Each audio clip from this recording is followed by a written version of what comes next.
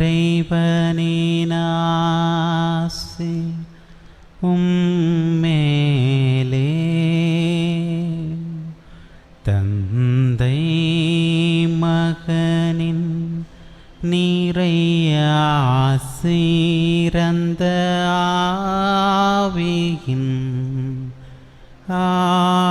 ஆவியின் அன்பு உங்கள் மேலே நம் இறைவனின் ஆசீர் உம்மேலே எல்லாம் வல்ல இறைவன் தந்தை மகன் தூயாவியாரின் ஆசி உங்கள் மீது இறங்கி உங்களோடு என்றும் தங்குவதாக.